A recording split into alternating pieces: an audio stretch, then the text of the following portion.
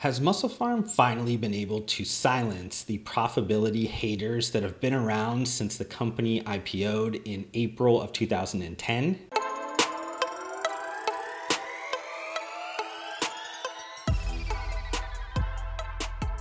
Just as I did for the last MusclePharm financial breakdown piece of content that I created, I do want to throw a few disclaimers.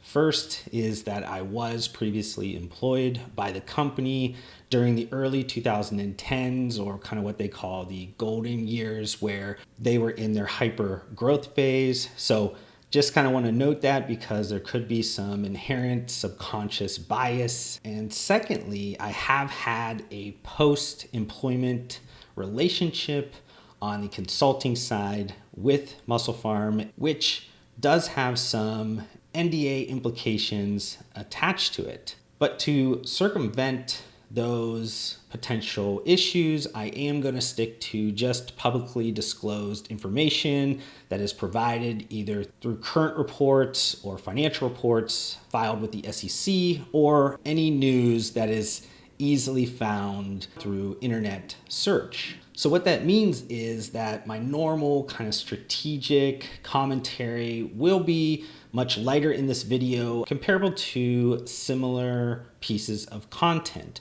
But you shouldn't click off early because this piece of content will be packed with a ton of information that will be valuable to you. For those that didn't catch that last piece of content about MusclePharm, you might not be aware that they are still playing catch up on their publicly filed financial statements, mostly because of a combination of really three things. One, there was some internal control issues from the revenue recognition part in terms of month end, quarter end, year end kind of sales cutoff procedures that needed to be fixed. They changed their public accounting firm, the auditor that certifies their financial statements, and then they also had some senior leadership, like C-suite turnover. Those all created delays, and they also had to restate all their previous financial statements before they could put out any of the new ones.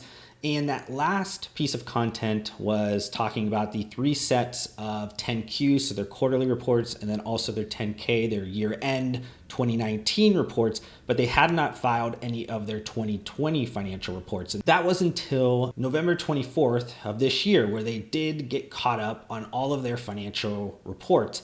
So there was kind of like a bundling effect. They released all 3 of their 10Qs, their quarterly reports. So I'm only going to be focusing on the last one, so the 2020 quarter 3 earnings report, but I will be picking apart some footnotes and things that are important from those other 2 quarterly reports. When I'm giving any financial data, I'm really talking about the first 9 months, and because they filed the 3 sets of 10Q together, pointless to break down quarter by quarter by quarter. Let's just look at a rolled up first 9 months of 2020. So for MusclePharm, their net sales number for the first 9 months was $49.3 million. That was down 21% year over year. If we break this down by domestic, international, they're pretty much the same. You had domestic sales down 21%, and then you had international sales down 20% year over year. If we look at that sales number by customer, when there's any customers that are over 10%, you do have to break those out because there's what they call a customer risk,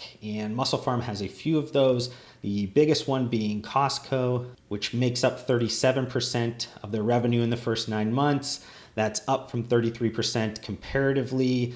Amazon is their second biggest customer. That makes up 19% of their business, which is up from 13% comparatively. They did have a new major customer added, and that's Coupang, is a Korean marketplace that they're now doing direct business with. That makes up 13% of their business. That wasn't a large customer before 2020.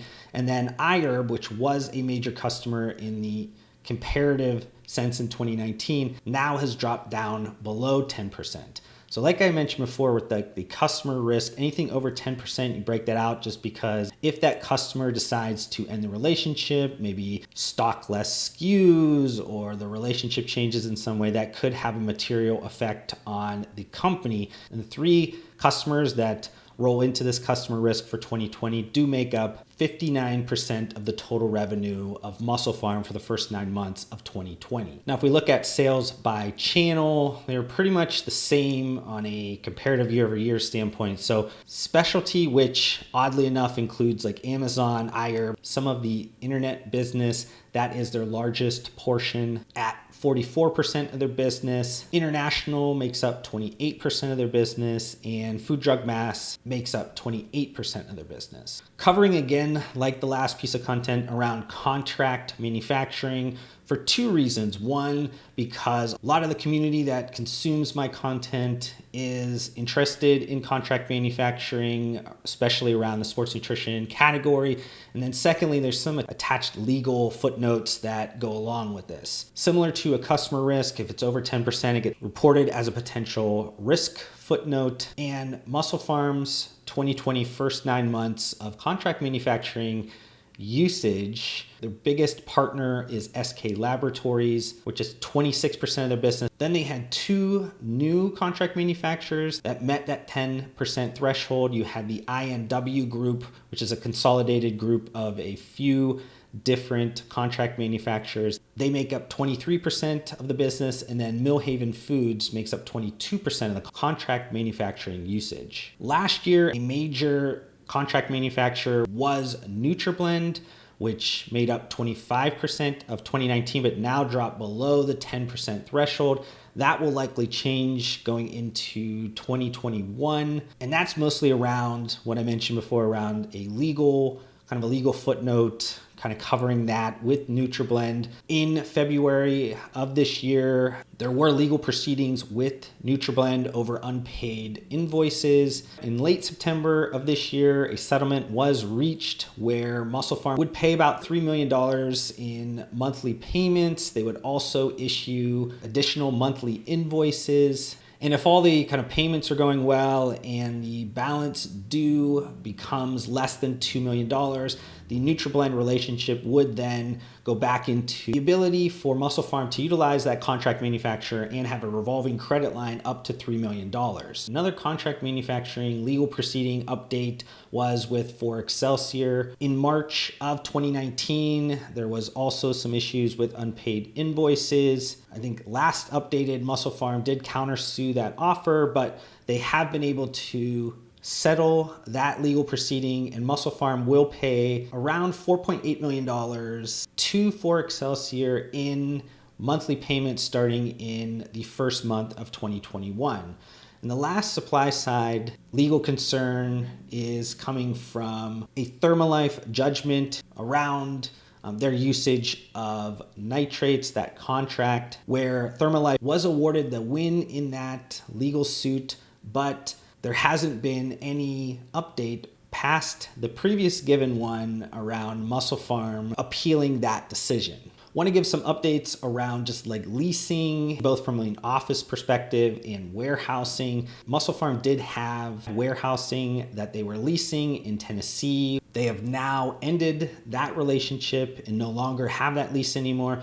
But more importantly, they have subleased their Burbank headquarters and the gym that's attached to it. And that third party will take the remainder of the balance, which ends in September of 2022. So huge amount of costs that have been eliminated on the MusclePharm front. Now, I'm not exactly sure the relationship in terms of that third party in the Burbank headquarters and if they still are able to utilize the gym in the rear of that building for things like content creation and a number of other things. But if they are not able to use any of that, it would, in my opinion, be a major blow to just the culture and the heartbeat of MusclePharm, which has been known as the athletes company since its inception. Looking at just like the balance sheet strength of MusclePharm, they do have $7.4 million in debt. That is down year over year from $10.2 million. A lot of that comes down to some decisions to transfer some debt over to equity by CEO Ryan Drexler, their chairman and largest shareholder. It is important to note that a lot of that debt is actually related party debt with Ryan Drexler. That could soften a lot of the payment terms. There could be some future debt to equity swaps. That's mostly because Ryan Drexler, he does not want to cripple MusclePharm if he's also attached to the performance of MusclePharm. MusclePharm also has a few different lines of credit available to them. According Q3 reporting, they still have about $2.5 million on inventory financing line of credit available. They also have another $3 million line of credit available, announced October 15th, 2020 with Ryan Drexler. They do have a good chunk of capital available to them. A lot of that's going to be utilized for their hero SKU protein purchasing for combat. There's still a going concern issuance with MusclePharm. It's been there since the inception of the company, and that's mostly because of working capital and accumulated losses. And the company has noted that they might need to issue more stock in relation to raising capital for business continuity purposes. Now, all this sounds admittedly on the negative side, but what about MusclePharm's goal of being a profitable business in 2020? We look at this from a gross profit perspective. They did have gross margin expansion of 2010 basis points, which is an insane amount. And MusclePharm now has a gross margin for the first 9 months of 30%. And that's mostly because they've had some favorable input costs. They've been able to control distribution. They've been able to control pricing, and also went through a very drastic SKU rationalization process. Now, if we break this down a little bit further into some operating costs, advertising and promotional expenses decreased 83% year over year. Salaries and benefits expense was down 15% because of diminished headcount. Sales, general, and administrative costs were down 29% year over year. They noted that this is coming primarily from less freight costs, less travel expenses, diminished research and development costs, and office expenses. So what does this all roll up into? The lowered operating costs and the gross margin expansion. For the first 9 months of 2020, MusclePharm actually has become profitable, both from an operating perspective and a net income perspective. So it's a huge milestone for MusclePharm. And though they are battling falling net sales trend, they're also dealing with a very complex operating and retailing environment that's happening with COVID-19, with the sports nutrition category. But MusclePharm is rewriting that history with some initial baby steps here. This is definitely a big milestone for MusclePharm and puts them in the right direction. MusclePharm might not be that sexy sports nutrition brand from a decade ago, but it's showing signs of being that mature legacy sports nutrition brand that can spin off profits and cash for involved stakeholders. Thank you so much for watching this video. If you want to help support me, make sure you guys hit that thumbs up button on this video. If this is the first time you've been introduced to my videos,